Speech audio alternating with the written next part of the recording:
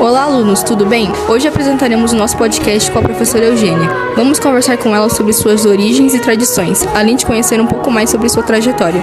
Esperamos que vocês aproveitem essa conversa e se inspirem com sua história. Hoje a gente está aqui com a professora Eugênia. Você pode se apresentar para a gente, falar um pouco sobre você? Boa tarde. Eu sou a professora Eugênia, professora de filosofia, agora na prefeitura com Fundamental 1. Eu tenho uma história assim, muito singular. Sou filha de mãe indígena. Meu pai é português com italiano. Porém, toda a minha cultura eu recebi da minha avó materna, que foi índia caigangue com Guarani, né? Hoje ela não está mais entre nós, mas toda a minha formação, primeira formação e a minha infância foi toda com ela, com toda a sua cultura que ela trouxe da sua nação indígena. Então, sua avó era da tribo Caigangue com Guarani e você teve a cultura dela, né? Você pode falar um pouco sobre essa cultura? Sim, quando eu era criança, ela costumava muito ralar mandioca. Primeiro nós fazíamos a plantação, nós todos, crianças, todos pegavam na enxada, nós plantávamos milho, mandioca, típica cultura indígena. Fazíamos pequenas hortas e, a partir disso, ela arrancava aquelas mandiocas e ralava. Tínhamos um pequeno rio dentro mesmo da nossa casa, o nosso terreno comportava um pequeno rio. Ali ela lavava a massa ali, deixava ela correndo ali, ela tirava o amido da mandioca, ela separava a parte mais grossa, depois ela espremia bem e depois ela colocava num grande tacho, fazia a fogueira e ela mesma ali fazia os bijus. Depois disso, com o amido, ela usava para fazer comidas como migaus e outros, né? Também na cultura dela era comum nós sentarmos no chão à noite e ali ela assava batata doce e nós ficávamos contando na época causos, né? Então cada um inventava um caos, ela contava, minha mãe contava e tudo ao redor daquela fogueira. Então típico de cultura indígena. Então vocês aproveitavam toda a mandioca e esses causos que você falou são histórias? Sim, hoje nós chamamos de crenças religiosas indígenas, que para nós é folclore, né? Na escola eu aprendi que era um folclore. Dentro das tradições indígenas são crenças culturais, como a caipora, mula sem cabeça e outros seres das matas, né? Então, eles creem realmente na existência deles e na proteção desses seres para com a mata e para com os animais. Então, todo o folclore são, na verdade, crenças indígenas, certo? E tudo isso você pegou da sua avó, sua mãe, ou pai dos avós? O meu pai, ele é português, ele trouxe para dentro de nossa casa toda a tradição religiosa católica. Então eu tive esses dois eixos culturais. Do meu pai, desde criança, mesmo morávamos em Londrina, e da parte portuguesa tivemos as grandes danças religiosas, como aquela da Trindade, Divina Trindade, as festas juninas, com todas as danças típicas da festa junina, toda dentro do mundo religioso, que os portugueses trouxeram.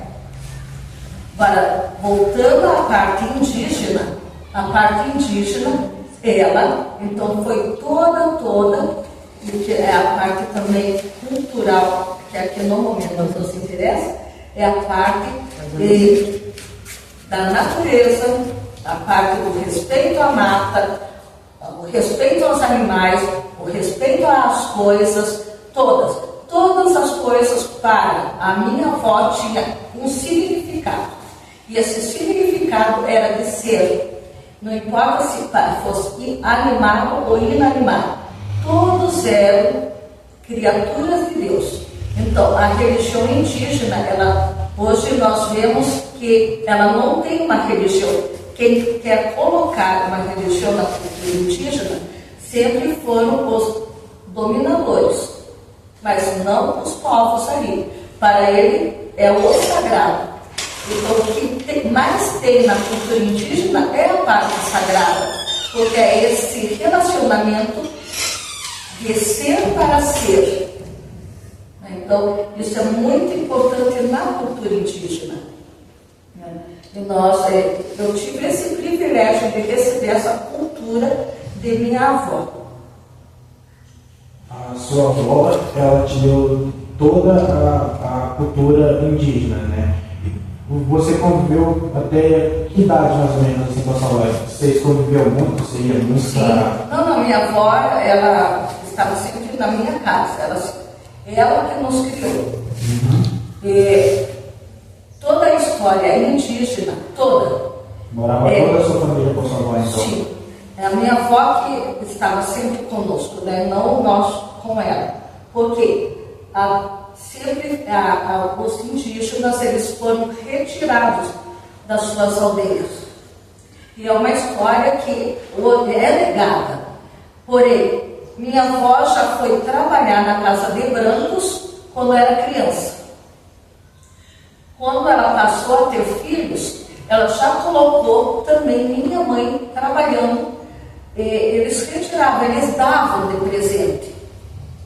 Era uma mentalidade de que iria servir. Minha mãe já foi criada para servir de daminha de uma senhora francesa. A minha mãe teve uma educação dentro de uma casa, servindo já, trabalhando já. Né?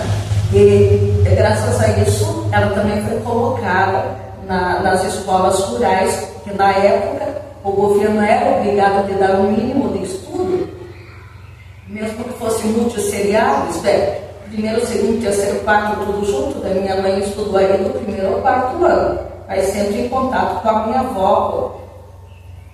E depois nós viemos, depois a minha mãe já casou cedo, e minha avó acompanhou.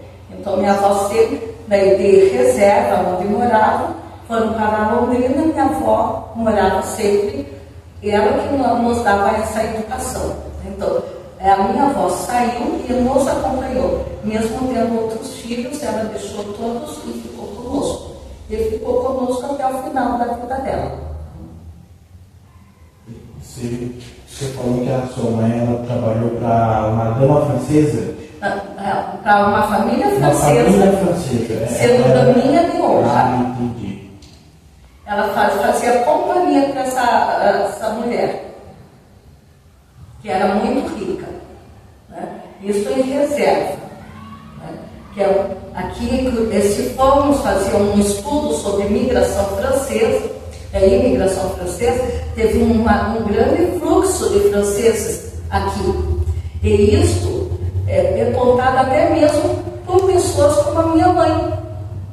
E se nós olharmos Curitiba, tudo, tem muito indício de que os franceses ficaram aqui no nosso território. E minha mãe era criança e ela já tinha contato com pessoas francesas aqui dentro do nosso território. E essa criança essa criação de já servindo os franceses alterou muito na sua criação? Na minha criação, eu não sabia, eu sabia que eu era filha usando o termo que sempre usaram até agora, né, de Índia, que agora dizem indígena, né, mas sempre eu fui a filha da Índia. Meu irmão sempre falou, oi índio, oi índio. Quer dizer, para nós é uma coisa tão comum escutar a filha da Índia, o índio. É lógico que aqui dentro eu sou a professora, eu cheguei assim, eu quero ser porque é a minha conquista. Mas para as amigas da minha mãe eu não vou brigar, não é índia, é indígena. Não.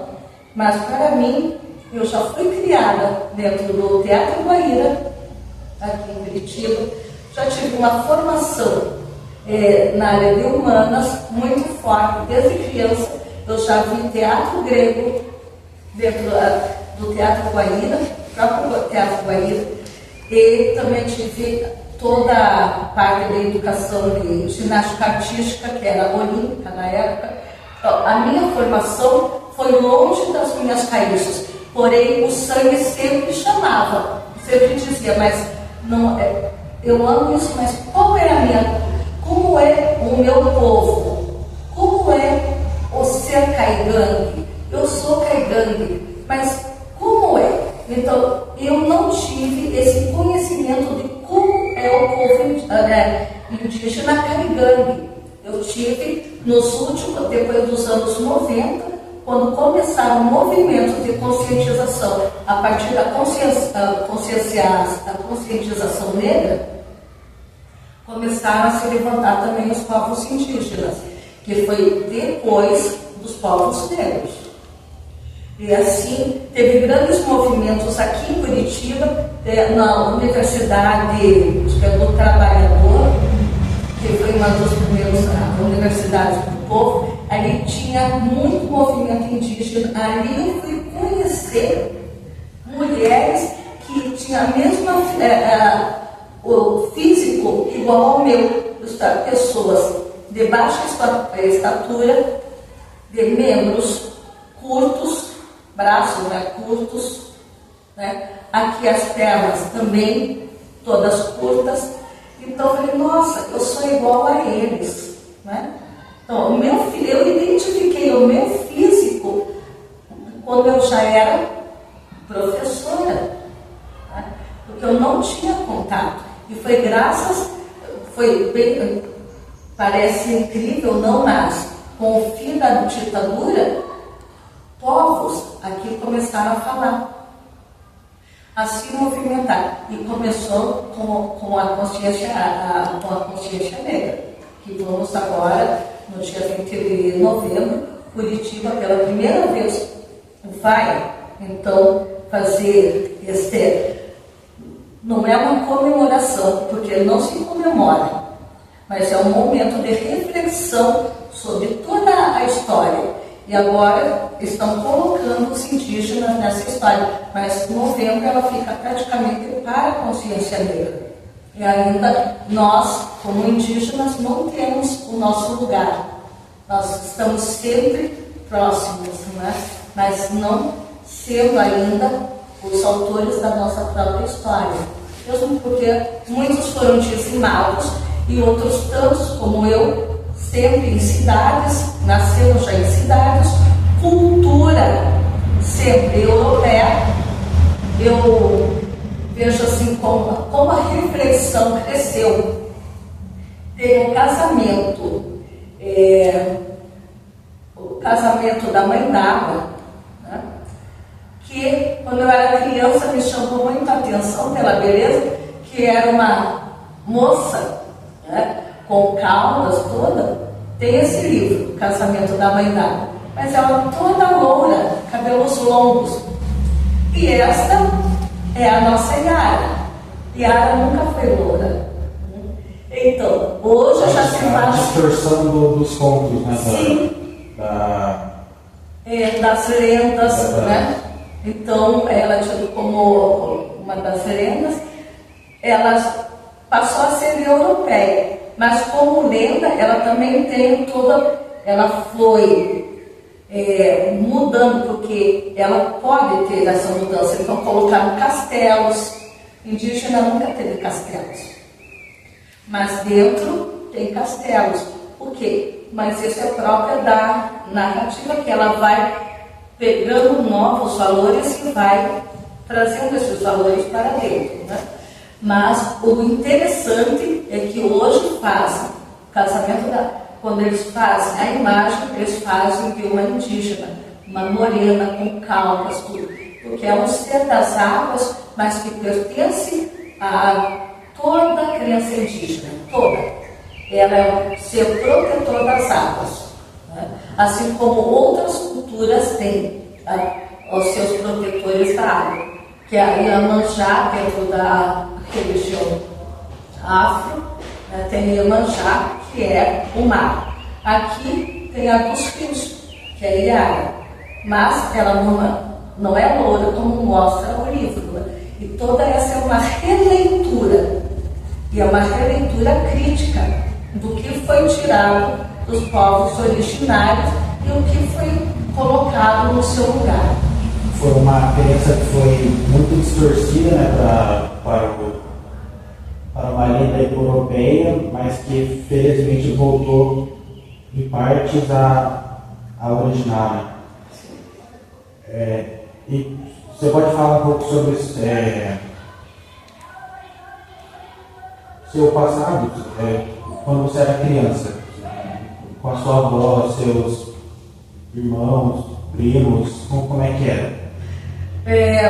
O que me chama a atenção hoje, eu também tenho que fazer releitura, era as gamelas que minha avó fazia, e essas gamelas eram feitas de madeira, ela ficava talhando a madeira, e fazia grande, fazia mesinhas para nós, e ela colocava comida para todos nós sentados, separados da mesa dos adultos, nós comíamos ali, né?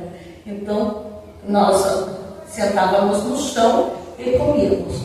Então, essa é uma das lembranças que eu trago, assim, de criança, né? Que faz parte da cultura da minha avó. Então, ela trouxe a sua arte, ela saiu com a sua arte da aldeia e ela continuou com a sua arte. E que ela contava que ela era caçadora, que ela não tinha medo de animais. Então, ela saía preparada até mesmo para enfrentar a onça, como ela dizia. Se precisasse, ela enfrentaria. Então, a minha avó sempre foi muito corajosa. E nós rimos muito da minha avó em Londrina, porque ela trouxe também consigo poder cortar o chão e fazer um fogo no chão para assar as carnes. E em Londrina criávamos também galinhas. E um dia ela fez esse buraco no chão, assou as carnes, as galinhas, e ficou ali. À noite, um infeliz ladrão resolveu entrar no terreno. E ele pegou uma das galinhas. E minha avó acordou. Ela saiu com uma cabo de vassoura. Ela imediatamente pegou esse ladrão, começou a dar nesse ladrão e gritava para o meu pai: acorde, ladrão, seu João! Acorde, ladrão, seu João! E batia. O meu pai não sabia se ele ria ou se ele cuidava do coitado. E ele morrendo, ele ainda caiu naquelas brasas, quer dizer, realmente tinha a pura do ladrão, seu João, né? Então minha avó realmente ela não tinha medo de nada. Medo nenhum. Não. O ladrão entrou, foi lá e pegou o ladrão. A pura do ladrão, seu João. Você disse sobre as gamelas, são potes. São madeiras. São madeiras grandes, feitas como se fosse coxo para copos. Mas as gamelas, elas são menores. Elas são fundas, elas são todas talhadas, né? Talhadas, de forma que as crianças possam comer.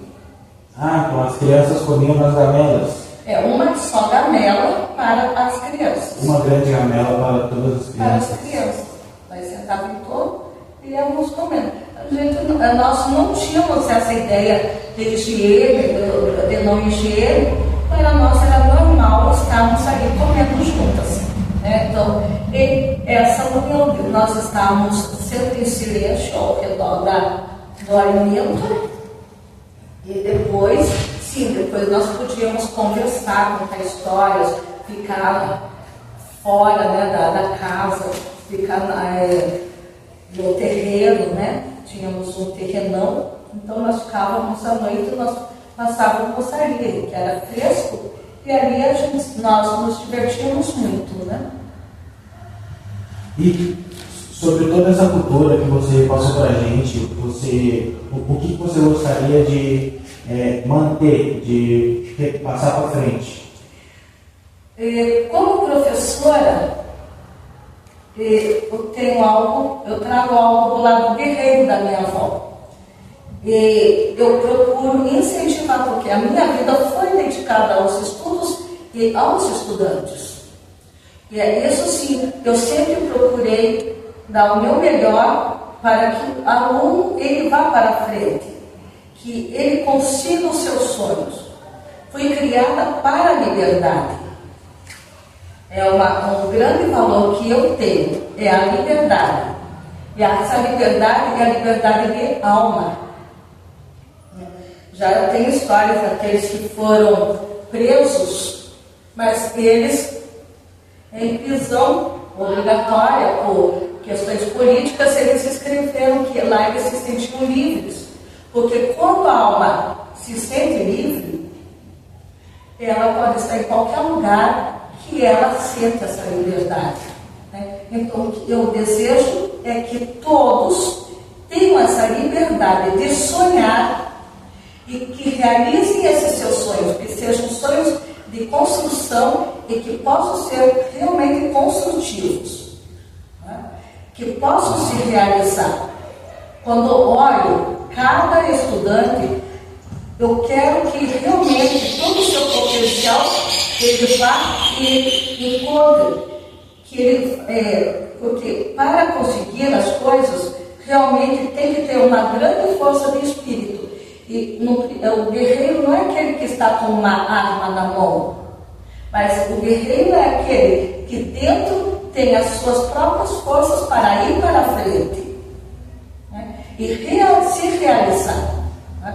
E dentro dessa linguagem escolar nós falamos do ser cidadão, essa transformação, né? Essa realização pessoal que vai, seja pelo caminho, pelo lazer, porque é importante o lazer, como é importante o trabalho. E tudo isso tem que ser ponderado, porque você tem que se sentir livre, sempre, sempre. Você é dono da tua vida e que você possa olhar o lazer, possa olhar o trabalho, sempre dentro de uma balança, porque o principal é você diante de um e diante de outro. Né? Então, eu desejo transmitir e procuro transmitir sempre que cada um se realize como eu sou uma pessoa realizada. Professora, muito obrigado pelo seu tempo e por compartilhar toda essa sua história e sua trajetória. Eu gostaria de agradecer em nome do nosso podcast por você ter compartilhado isso com a gente. Muito obrigada a vocês por terem